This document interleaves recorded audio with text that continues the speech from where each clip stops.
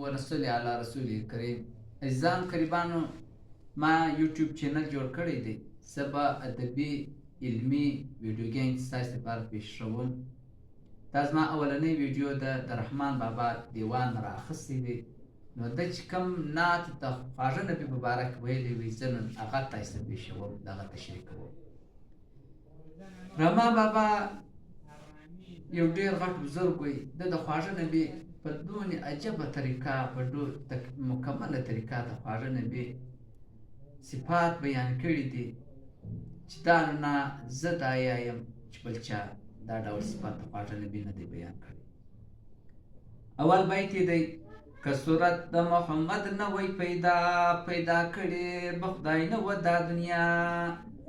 په دا بیت کې رحمان بابا د نبي صلی الله علیه وسلم د حدیث ته اشاره کړې ده چې لولاک لما خلقت الافلاک. ای خواږه نبي، که ما ته ما پیدا کړي، ما به د اسمانونو ځمکې نه پیدا کړي. نو په ده کې رحمان بابا دا یې که خوږ نبي صورت الله پاک مو پیدا کړي، الله پاک به دا دنیا نه و. کل جهان د محمد پر روی پیدا شه، محمد دې د تمام جهان ابا. الله پاک یې ما دا دنیا د اسمانونو ځمکې د نبي صلی الله علیه وسلم پیدا کړ. دا انسانان د نبي صلی الله علیه وسلم پر روی پیدا کړ. نو له دې وی چې دا انسانان ټولو نبي صلی الله علیه وسلم یو قسم عباس والد صاحب. نبوت په محمد باندې تمام شه، نسته پس له محمد د انبیا. په دې بیت کې و ختم نبوت اشاره ده چې ټول انبیان 1,40,000 کم زیات انبیا اختتام خواږه نبي وکړي. له نبي علیه السلام باندې د نبوت واځه باندې نور حاله د محمد و په جهان کښې چې بوی نه و د ادم او د هوا. الله پاک یې تر دا ټول کائنات له مخه ما د نبي صلی الله علیه وسلم نور پیدا کړي. له نوره بعد ما دا کائنات پیدا کړو. له کائنات بعد بیا آدم علیه السلام پیدا کړو. له آدم علیه السلام څخه بیا هوا انا پیدا کړ. نو تر آدم او تر هوا علیه السلام هم مخکې ته نبي صلی الله علیه وسلم نور پیدا کړ. ځکه دوی یې د انمار او سپوږمۍ له نور الله پاک د نبي صلی الله علیه وسلم نور رااخیست. په صورت که آخرین دی پیدا شوی، په معنا کښې اولین دی تر هر چا. نو ځکه الله پاک تر ټول کائنات مخکې د نبي صلی الله علیه وسلم نور پیدا کړ.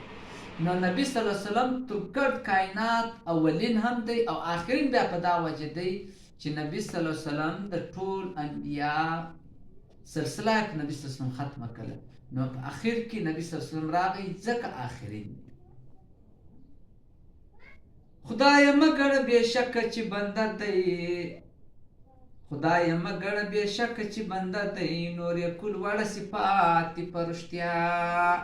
یا زموږ خوږ نبي چې کوم دی، الله پاک یې مه ګڼئ، د الله درجه مه ورکوئ، لیکن نور ټول صفات الله پاک پکې شته. که نبي دی، که ولی دی، که عاصي دی، محمد دی د همه واړه پیشوا. الله پاک نبي صلی الله علیه وسلم که ولی دی، که عاصي دی، که غریب دی، که امیر دی، که ګناهګاره دی، که پرهیزګاره دی، د ګوردو چې شاید نبي صلی الله علیه وسلم پیشوا. چې یې دین د محمد دی قبول کړی، جنتي دی که فاسق دی که فارسا. یا زما خواږه نبي باندې چې چا ایمان راوړی، که څه هم بیا وروسته ګناهګار وي، سزا به تروي، لیکن بیرته به بیا اخري انجام یې جنت. محمد د ګمراهانو رهنما دی، محمد د دړندو د لاس اسا.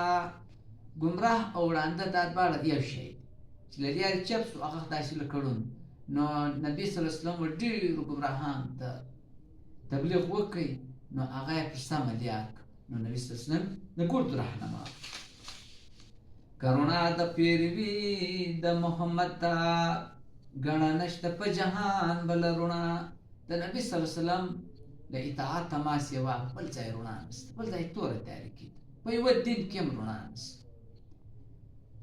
محمد د بیچاره او چاره ګر دی، محمد د هر درمن لره دوا. نو نبي صلی الله علیه وسلم له هر بیچاره، هر بېکسه، هر بېسهارې سړی به وراتلی، نبي صلی الله علیه وسلم به د ده سهاره جوړېدله. نو د ده بې حاجت روایي کول.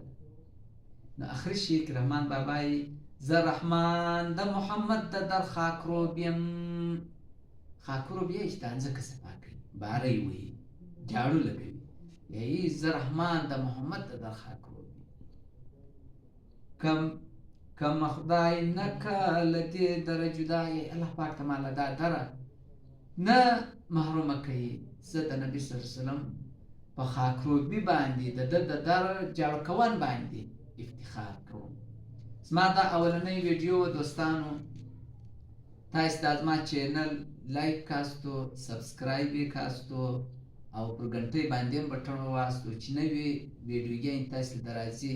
انشاءالله په دې چینل کې به زه تاسو ته ډېرې علمي، معلوماتي او ادبي ویډیوګانې پیش کوم.